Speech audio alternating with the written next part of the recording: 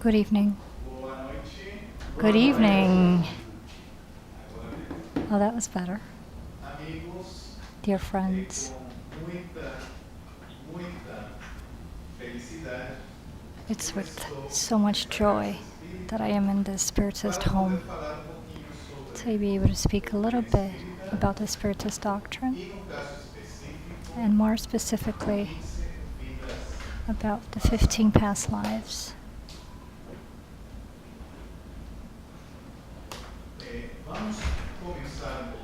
We're going to talk a little bit, and I'm going to ask you to forgive me, the Brazilian friends here, for I've lived for 18 years in Brazil, and I still have a very thick accent in Portuguese. So if I commit any errors in Portuguese, I tell you I'm sorry, and ask you to excuse me, and then I ask that you correct me. All right?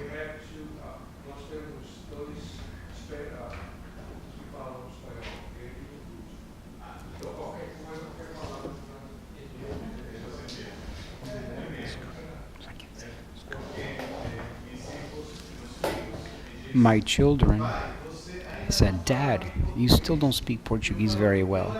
I said, "Worse, I forgot Spanish. So I'm going to become mute." All right, let's go. 15 past lives.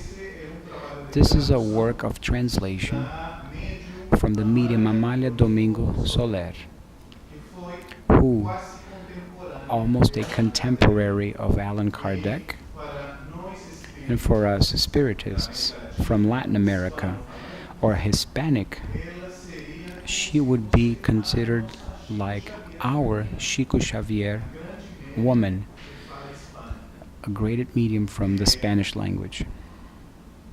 I'm going to introduce her photo.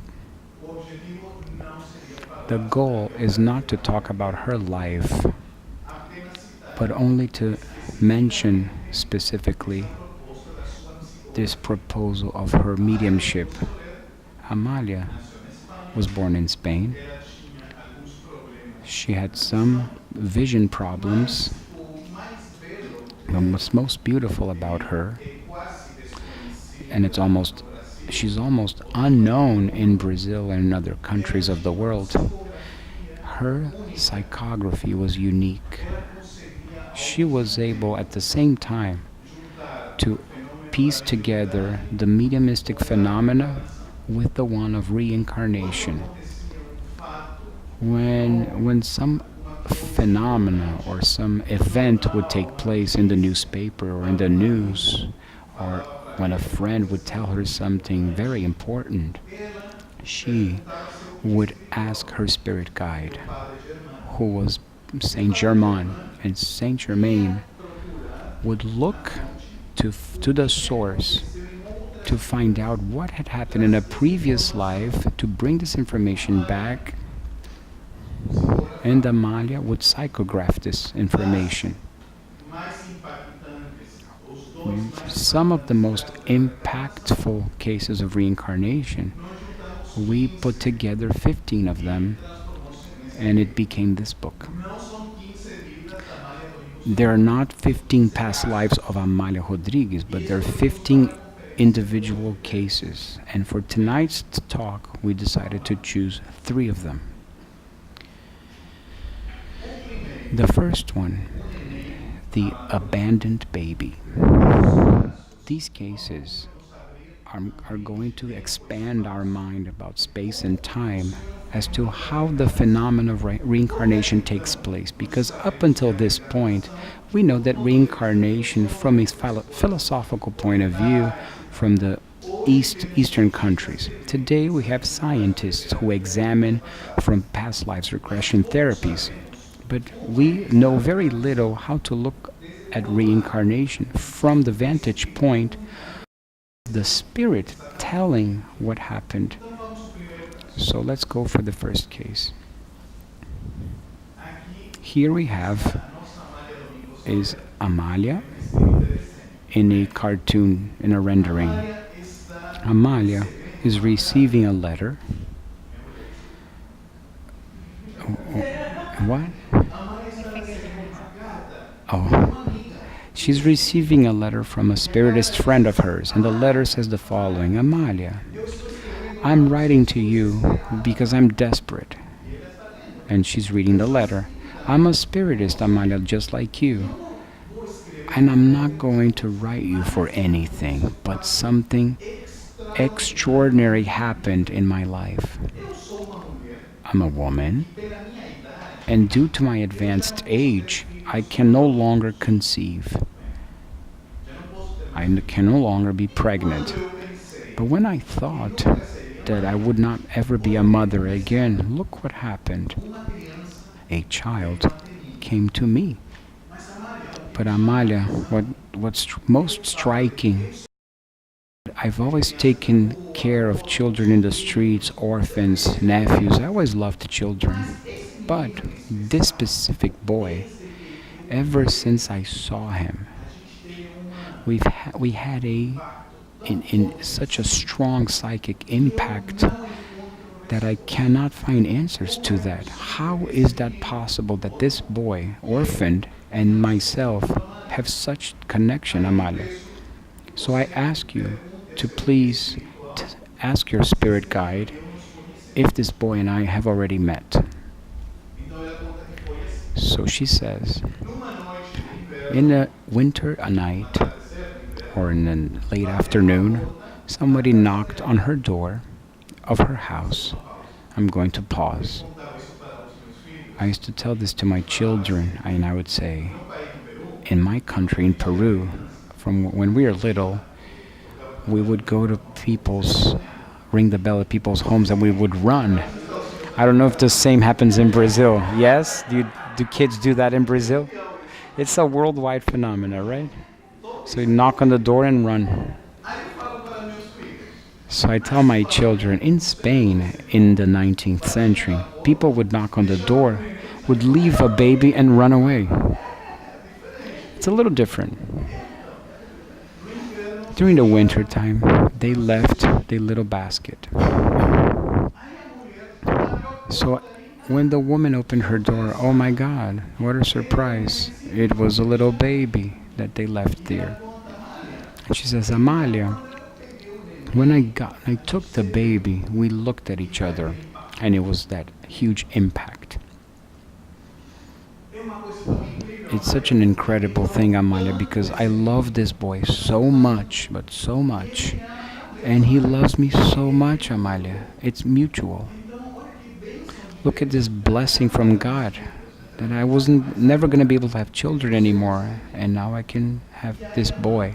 So, Amalia, is it possible that we know each other from previous lives? So Amalia, she evokes mentally her spirit guide, the Father Germain, Saint Germain, and she asks, Father, what about my friend's case? Not out of curiosity, but so we might be useful here. Is it possible that she and her and the baby know each other from the past? And Saint Germain responds, yes. That woman and that boy know each other from the past. They were mother and son in a previous life. And I will tell you what happened. Would you like to know? You like to know, right? So let's go.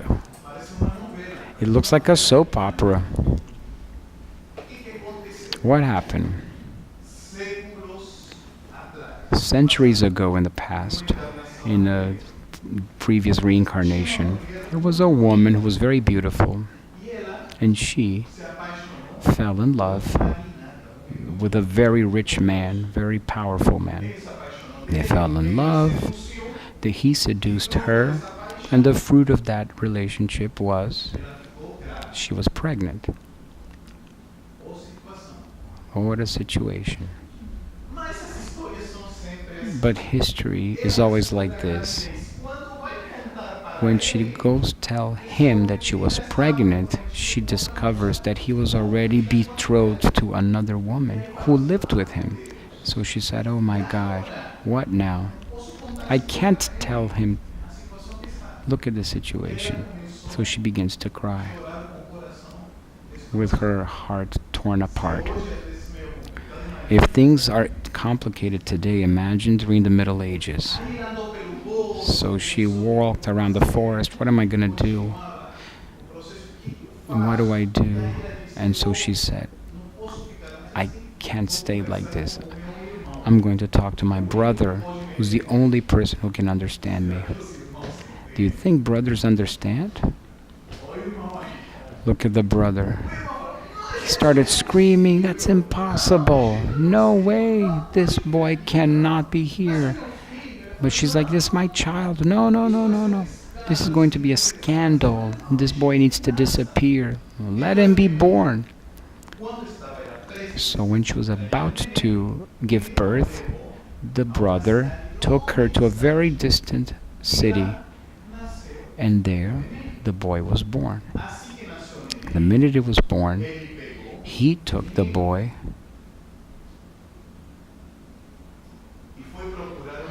and went to look for an orphanage.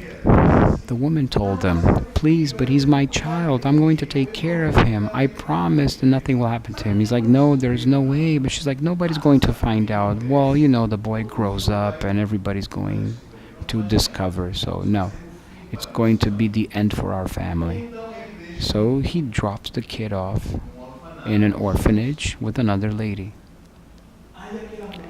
So the woman begins to cry, "Oh my God, oh my God. What happened? My boy, my boy." And the brother's like, "There's no way."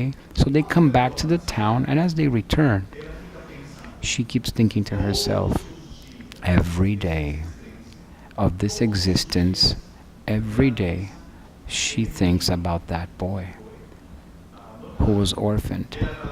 And she says, "Oh my God, I wonder how my child is doing. I wonder if he's getting married, if he grown up, if he's sick, if he looks like me, looks like his dad. Have I seen him in the city and I haven't recognized him?" Every day she thought of him until she passed away. So the cool thing about Spiritist stories is that it doesn't end with death. It continues. So when she dies, when her body dies, she awakens in the spirit realm and realized she was alive, talked to the spirit guides, and she asked them that they may grant her another chance so she could come back to earth again, so she could be with that boy who had been lost in the past. And so Saint Germain told Amalia, "Tell your friend that the whole time that she was taking care of the orphans, and in fact, psychically, she was seeking her boy from previous lives. That's what she was doing. Hence her love for children. But it was out of her own merit, her spiritual credit, that the mercy of God and the Spirit placed the boy next to her. But tell her, Amalia, that in this boy, or teach this boy the pathway of the good, because this spirit has been reincarnating time and time again in a situation of an orphan. And he has yet to reincarnate more as an orphan, because this debt comes from the distant past. So in order to avoid suffering, teach him the pathway of the good, because out of her merit, they have gotten back together." And so Amalia finishes and concludes by saying, "Blessed are the souls, fortunate are the souls who learn to love." Yes? Was it you that did the drawings? He's like, "No, we have a staff, a team. I do the basic, and then the illustrators do the rest." Can I continue? Afterwards, we can do an evaluation of each case. The second case, the little girl that went blind. Here we see Amalia Soler. Isn't she cute? She was good looking. Amalia received a visit from a friend. Her name was Elise, I think. She said to Amalia, "Amalia, I'm here looking for you." This friend of Amalia was a woman that was very rich in this city. She was married with the most famous doctor from Spain. And she says, "Amalia, I'm a spiritist. And you know, a tragedy took place. This is what happened. Do you see my clothes of widow? Well, my husband died." "He died?" "Yes. But he died in the worst possible way that a rich man can die." Well, Amalia asked, "How?" Well, she said, my husband died of hunger." And she asked, "Well, what happened if he was the richest man of the city? What do you mean he died of starvation?" "Oh, Amalia, it's a very sad story. I don't even know how to begin. Do you know that my husband, he really liked to help people. He was very well known for that." "Yes, I know. He's very well known in the country." Well, that's exactly it. He was so passionate about the patients. He always looked to help them. But everything happened in our tragedy, and he died.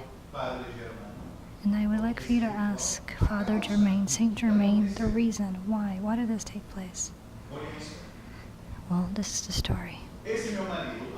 This was the husband, Rome. He took care of the patients in a hospital. He had the ability of healing with his hands. He healed the vision of the people. It was fantastic. He did that with his hands.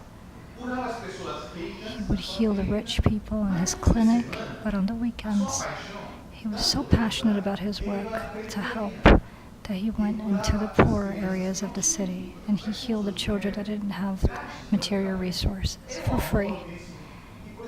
There was so much love in his heart. Everything was going well. She said, "We have a lot of children." Everything was going well.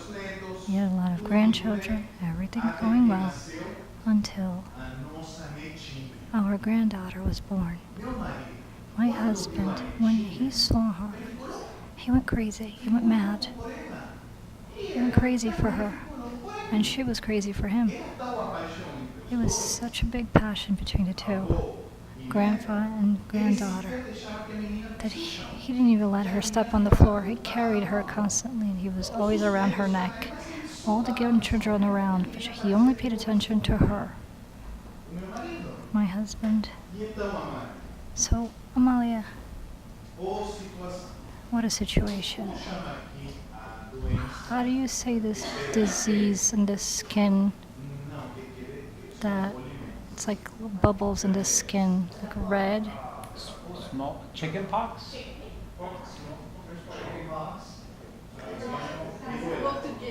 Chicken pox.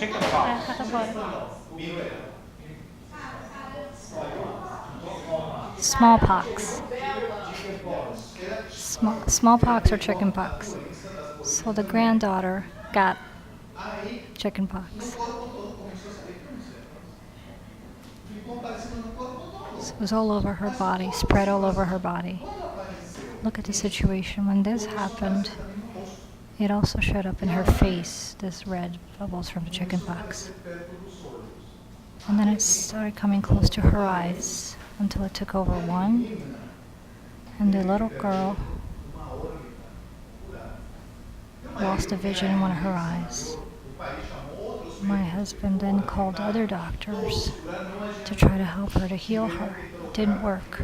They had to change her eyes for a fake eye, a glass eye. And it continued, the disease, and then it got to the other eye. And then my husband said, "No, that's it. Medicine is not for me. I have healed so many people, and I cannot heal my granddaughter." Look at that situation, Amalia. And he left medicine. He said, I cannot heal anybody. And he left medicine for good. He stopped eating, he stopped. And so several days went by. He had given up on life. Until one moment he said, bring me a little bit of water and some fruit. When we came to bring it, it was too late. He had passed away. And then Amalia, look at the situation, Amalia. Is it possible that my husband and that granddaughter, did they know each other from past lives? Could it be? Wasn't there something in Brazil? Nope, it wasn't Brazil. It was a TV show presenter who said, is it possible, could it be? Something along those lines. Is it possible that they know each other? So let's go on. Amalia then asks Saint Germain, so Saint Germain, can you tell me, help me, give me some light. How do we explain this story? The man that helped so many people, healed so many, couldn't heal his own granddaughter. And Saint Germain said, yes, Amalia, tell your dear friend that they already knew each other from several lifetimes. They've been reincarnating for several centuries. But I'm going to tell you one reincarnation of theirs. A very long time ago, there was a doctor that was wonderful.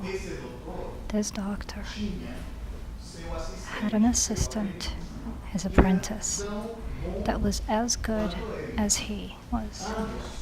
Both of them seemed like magicians. They healed everyone. They never failed in a prescription.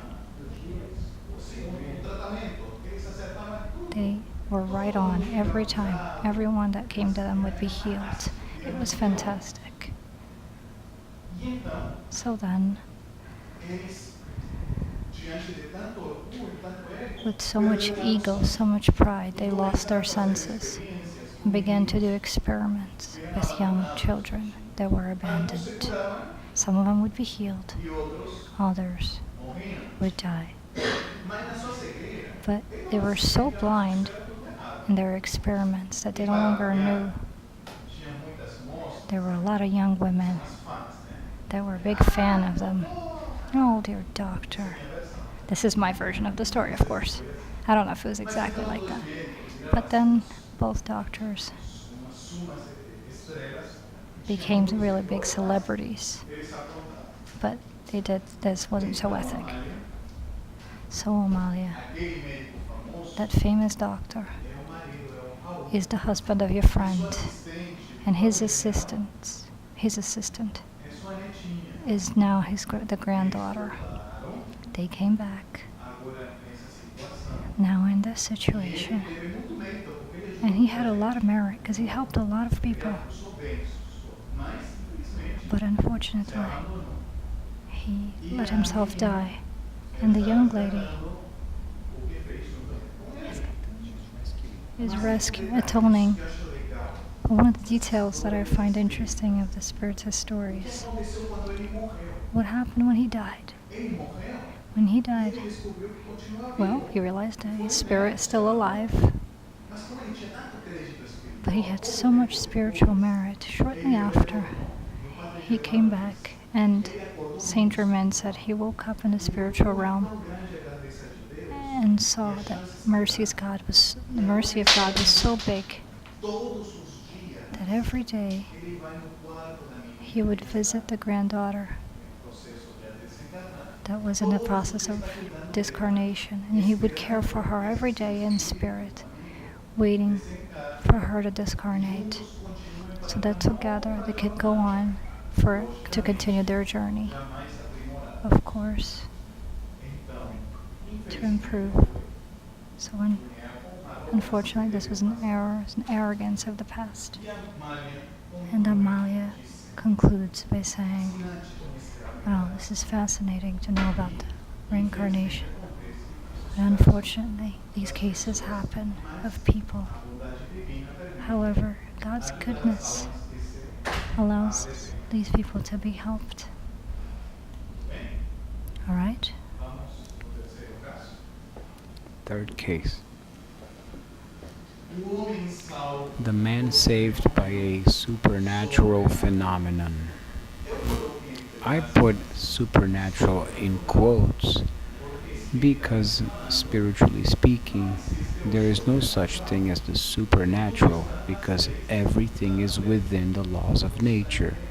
That's why it's in quotes. Yes? Let's go. Amalia in Spain is reading the British newspaper. And in the newspaper, there is in the headline a story around the time, as was the law, a unique news took place. According to the law of the time, a criminal, when he made a crime, he was hung, sentenced to hanging in England. But the law says that if, when someone pulls the lever and the bottom drops out,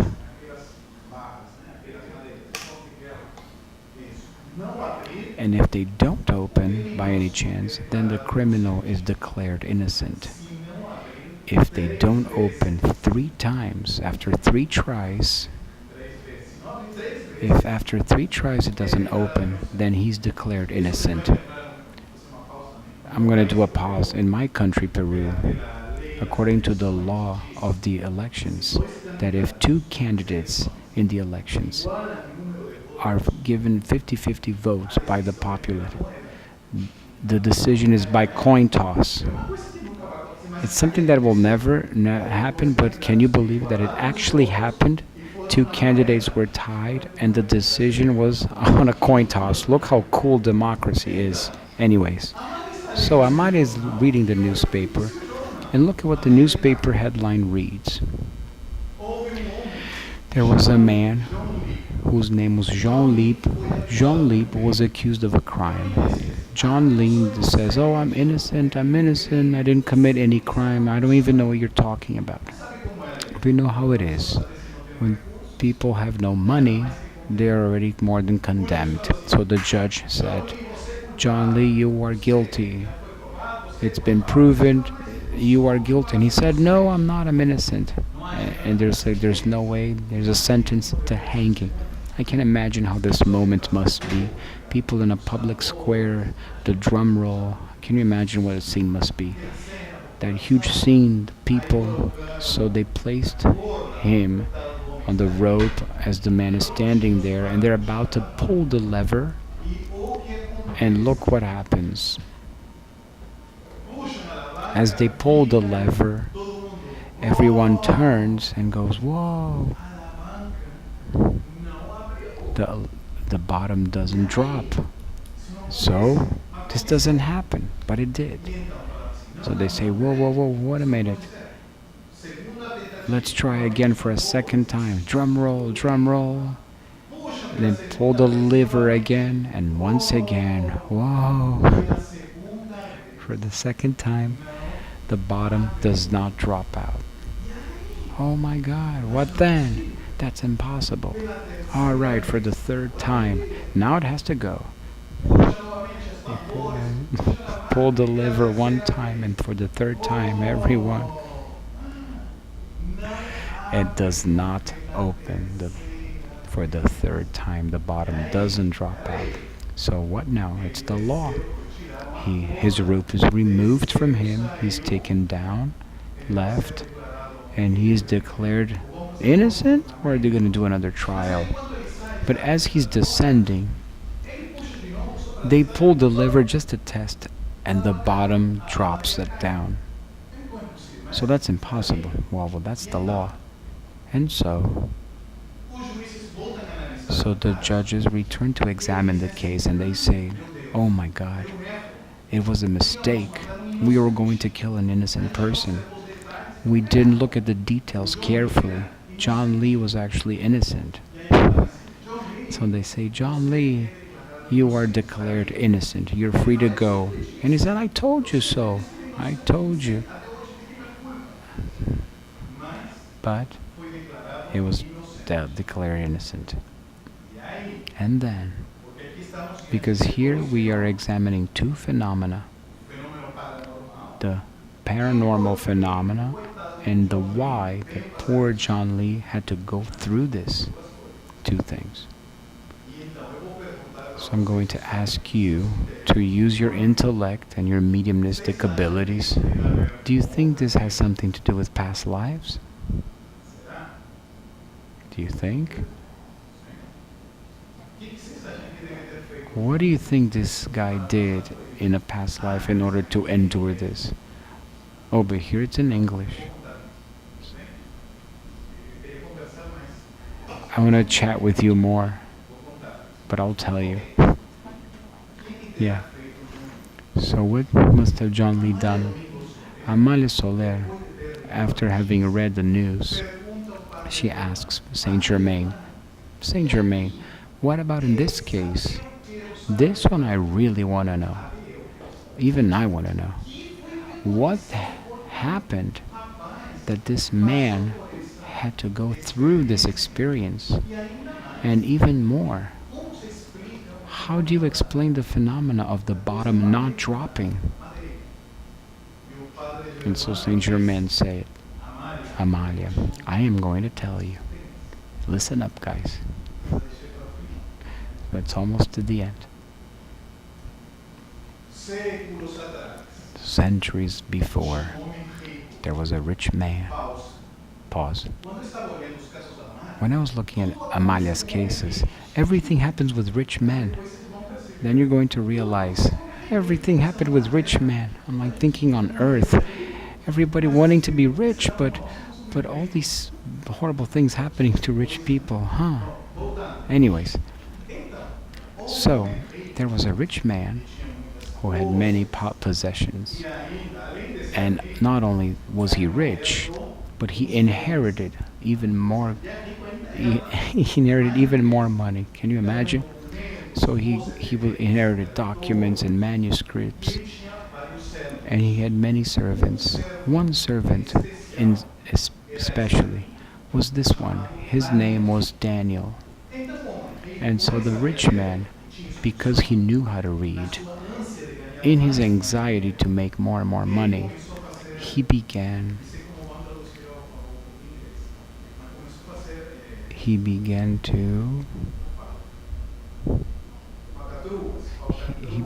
to do scams and cheat people out of money, little scams. He began to steal from his neighbors and his family members. He began to steal their possessions. He would sign a document and he would get their possessions, so you get more and more and more. And this servant of his, Daniel, he would give him to Daniel, so he was like an accomplice. So the people began to be suspicious, but he wouldn't stop until one day he said, "Wait a minute, this servant of mine, Daniel, he knows everything that I do. He understood that so if one day he decides to rat me out, if one day he rats me out, I am in big trouble. He's going to finish me. But he's my only friend. Look how things are, huh? What am I gonna do? Before he rats me out, I'm going to attack. Look at how the obsessed mind works. Self-obsession. Instead already thinking that he's gonna do something bad. Poor boy, And so he begins to plot. And because he was very influential and rich, he calls the guards and the police and say, "Arrest this man. He stole from me." And then the soldiers go, "You're under arrest." And he's like, "What did I do?" "You stole from your master. We have the proof." But he's like, "I haven't done anything wrong against him." "Oh, no, you're arrested, under arrest." So they arrest him. Poor boy. Look at the situation. Before the judge, he said, "I'm innocent." "You're not innocent. You are condemned tomorrow. As soon as the sun rises, you will be executed." The law was stern, terrible. And so he takes the poor boy. But what happens? During the evening, he could not sleep at night. "Oh my God, I am horrible.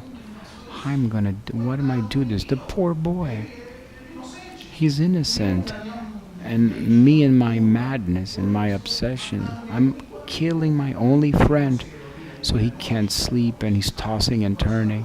So as the sun is about to rise, he said, no, I cannot go through this. I cannot live with this. So he runs. Just as they're about to execute him, he runs and screams, "Stop, stop." And what happens? As the executioner is about to lift the sword in order to kill him, they go, "Stop, don't. He's innocent." Then what happens? Suspense. There. The executioner stopped. He didn't finish, but the boy became very traumatized. It was so deeply imprinted in him, his emotions, that he fell sick. And so his master, and so for the end of his days, he began to take care of him, brought him food, and the boy never actually discovered. So he took care of him. He was totally regretful. Wow, what an incredible thing. How can a master serve his servant? So Daniel passed away. And here's the detail. Sometime later, the rich man also died. But there's something. Daniel, in the spirit realm, when he awakened, learned of the truth. You can't keep secrets, guys. They will discover. There's no way. So he discovered what had happened. But since he was a kind soul, when the master dies and they meet in the spirit realm, he forgives him. He was so thankful and that he forgave. And so Amalia says, "So Saint Germain, Father Germain,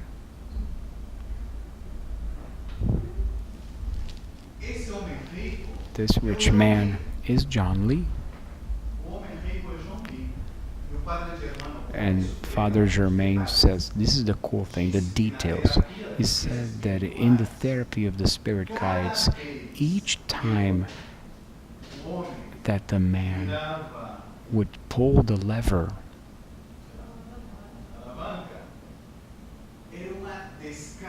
it was an emotional discharge in the spirit's psyche, as if it were 1,000 disincarnations at once. It was that type of discharge, and the death wouldn't happen.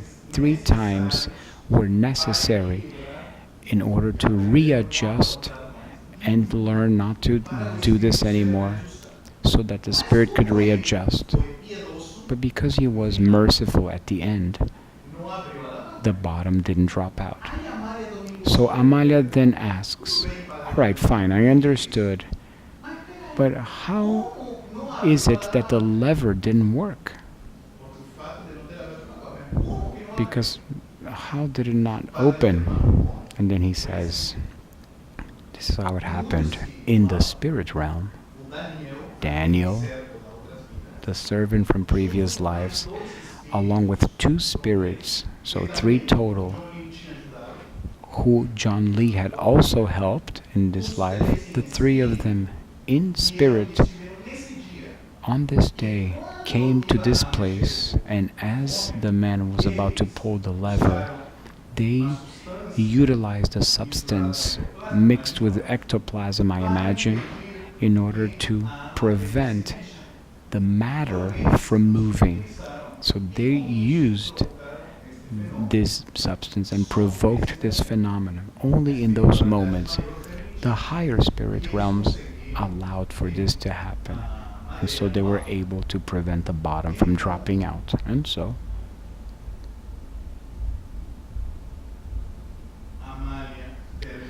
Amalia concludes by saying, how fortunate are the souls that learn to forgive, to regret, forgive, and spirit realm gives them a new chance so that they can begin again to learn to love. Yes? 3 cases. Now we have some time for questions. What we want to say here. When we have a notion of reincarnation, it's interesting because you begin to see how everything is relatively connected. Many things that we go through, often we don't find an explanation at this moment. But underneath or behind it is a law of love at work. We create this material that unfortunately I don't have here, but I wanted to show it to you guys, that explains reincarnation for kids. And I wanted to show, it's only like 2-3 minutes, I'm going to show it to you guys. Is that okay? Alright.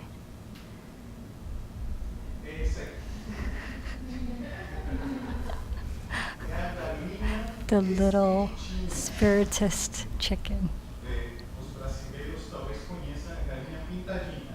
Perhaps the Brazilians know the little dotted chicken. This version is the little spiritist chicken. Reincarnation of the little yellow chick. I'm going to tell you very quickly. The spiritist chicken wanted to have one more chick. She had several, but she wanted one more. But she wasn't able to. So, the chicken, she got ill. But the rooster, he called the doctor, okay? And the chicks went after the doctor. The turkey was the doctor. The vulture was the nurse.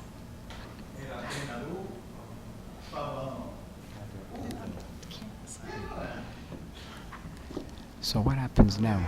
Now comes the Spiritist teaching. The doctor said, little Spiritist chick, you are not ill. She's like, no, you're just sad. But why? Because you can't have little chicks anymore. So the nurse said to him, little Spiritist chicken, the problem's not with you. No, really. The problem is here. What? Me? The rooster. But I had other children. What? The problem's not wrong with me. So the doctors say, well, look, science cannot give you a solution. We're going to have to go. But this is all we can do to help. So what now? So the little spiritist chicken talks to the rooster. Rooster, I know of a medicine that's very good. Oh, no, science cannot do anything anymore. What now? No, there is a medicine that's very good, which is prayer. Prayer, this doesn't work. I never did any prayers. Oh, I'm going to teach you because I'm a spiritist. And so the little spiritist chicken takes the rooster to the sunset.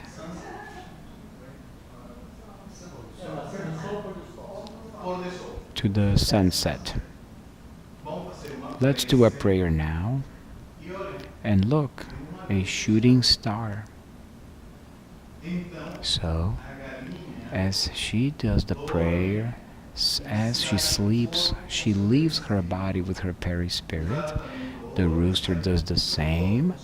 with his peri-spirit, and the rooster is going to meet another rooster of fighting, a fighting rooster for cockfighting. Pause. My son told me, Dad, you look, this is the actor Alexandre Frota from Brazil. No, it's not Alexandre Frota. But back to the story. So the fighting cock told the rooster, me in a past life, I used to hit you. I used to hit you a lot. But I'm not evil. It's the ego who used to inspire me to do these things. But I'm gonna ask you for your forgiveness because I regret having hit you in the past. So please forgive me because I want to reincarnate and I want you to be my dad. And you can teach me how to love because you're a really nice guy. What now? So the rooster wakes up and he forgives the fighting rooster, who's the yellow one. And so the rooster diminishes himself, his peri-spirit becomes the size of a little chick, and then he connects with the peri-spirit of the female spiritist chicken. So what now? Da-da-da. Everyone's partying, celebrating, and happy. The rooster is so happy. She's happy. They're going to have a new child. And our story ends that a little chick reincarnates that fits in my hand. So a little story, we're able to talk about reincarnation, mediumship, immortality of the soul, forgiveness and love, brotherly love. And just to show that these little stories, we transform them thinking about the new generation in the material with Turma da Monica characters, as well as strawberry shortcake, thinking about the new generation. And the cartoons that you saw in the stories I told you, we also put them in this magazine, Spiritism for Kids, thinking about the new generation, because the first little cartoon stories that they can read, these stories are there too, in cartoons, in comic books. Like a comics, so that the new generation from an early age can have the conscience of the spiritist concepts and reincarnation, and all of which with the goal to awaken children in the future to be men and women of goodwill. So my friends, right now it's 8 o'clock. We'd like to thank you, and we have a few minutes for Q&A, questions, comments. Thank you very much.